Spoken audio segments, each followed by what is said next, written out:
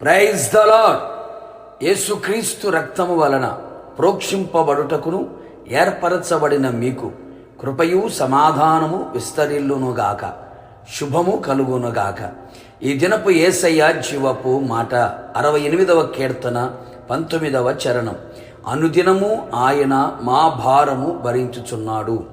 యేసయ్య అరచేతిలో చెక్కబడి, చేతి నీడలో దాచబడి, చేతిలో భూషణ కిరీటముగా, రాజకీయ మకుటముగా తేజరిల్లుచున్న నా ఆత్మీయ ప్రియ దైవ జనాంగమ, ఈ ఆత్మీయ యాత్రలో విశ్వాసపు పోరాటములో ఎన్నో పోరాటాలు, ఆటుపోటులు, పలు రకాల ప్రతికూలతలు, ఎటుపోయినా ఎందుపోయినా ఆదరణ కరువై ఉన్న కఠినమైన దినములు.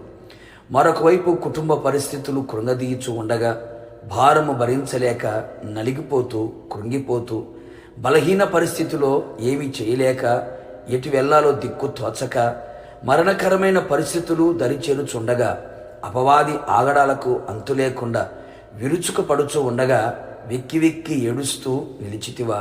ఇదిగో నీకు ఒక తీయని కబురు. ప్రయాసపడి భారము మోయుచు ఉన్న సమస్త జనులారా, నా ఎద్దకు రమ్ము అని యేసు నాథుడు కనికరముతో కరములు చాపి జాలిగా నీ వైపు చూస్తూ ప్రేమతో నిన్ను పిలుస్తూ ఉన్నాడు. ఆయన మన రక్షణ కర్త అయిన దేవుడే ఉన్నాడు. నీ భారము మోయువాడై ఉన్నాడు. అనుదినము నీ భారము భరించువాడై ఉన్నాడు. నీ భారమును తొలగించి తేలికగా చేసి నిన్ను నిలవబెట్టి నీకు నెమ్మదిని, సమాధానమును, మనశ్శాంతిని, విశ్రాంతిని అనుగ్రహించువాడై ఉన్నాడు.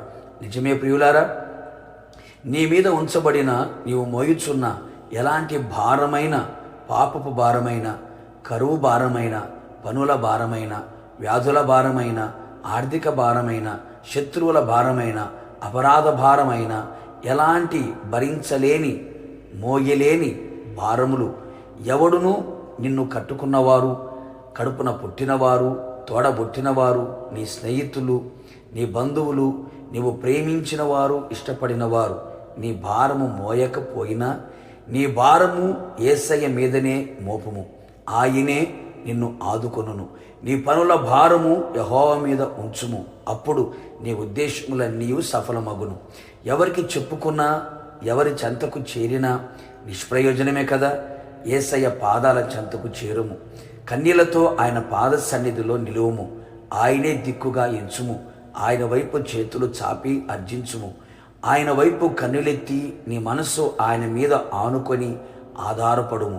నిశ్చయముగా కరుణా సంపన్నుడైన యేసునాథుడు నీ మీద శ్రద్ధ నిలిపి దృష్టి ఉంచి నీ భారమును ఆయన భుజములపై భరించుకొనును, మోయును. నీకు గొప్ప విడుదల, సమాధానము, సంతోషములు కలుగు చేసి నిన్ను బలపరిచి, ధైర్యపరిచి, ఆశీర్వదించి, ఆత్మాభివృద్ధి కలుగు చేసి ఆత్మను వర్ధిల్ల చెయ్యను. ఆయన మహిమగల రాకడ కొరకు నిన్ను సిద్ధపరచును. ప్రార్థన. అత్యంత ప్రియా పరలోకపు తండ్రి, నీ పరిశుద్ధమైన పాదములకి కోట్లాది స్తోత్రములు చెల్లిస్తూ ఉన్నాం. నమ్మదగిన దేవుడవు, మంచి దేవుడు ప్రభువా, అనుదినము మీరు మా భారములను భరించుచు ఉన్నారు. అందును బట్టి మీకు స్తోత్రాలు. నీ ప్రజలు ఏ భారముతో కృంగిపోతూ, నలిగిపోతూ, విసికి వేసారిపోతూ, మరణకరమైన పరిస్థితుల మధ్యలో, అంచులో నిలిచి ఉన్నారు, నిశ్చయముగా ఈ పూట మీ జీవపు మాటతో మమ్మల్ని దర్శించినందుకే మీకు స్తోత్రాలు. నీ ప్రజలందరూ ప్రభువా వారి భారం నుంచి విడుదల పొందిన వారై సంతోష సమాధానములతో, ఆశీర్వాద ఆనందములతో అడుగులు వేసుకుంటూ ఆత్మీయంగా బలపరచబడి మీ ఆగమమునకు సిద్ధపడినట్లుగా కృప నిండుగా దయచేసి వారిని ఆదుకొని వారి కార్యములన్నీ సఫలపరిచి నోటి నిండా నవ్వు కలుగు చేసి ఆత్మలో వర్ధిల్లడానికి సహాయం చేయమని మీకు అప్పగించుకుంటూ యేసు నామములో అడిగి పొందుకొని ఉన్నాము తండ్రి, ఆమెన్. నిశ్చయముగా మీరును మీ కుటుంబ సభ్యులను మీ భారము ఆయన మీద మోపము. ఆయన మీ కార్యములన్నీ సఫలపరిచి మిమ్మను ఆదుకొనును గాక. God bless you.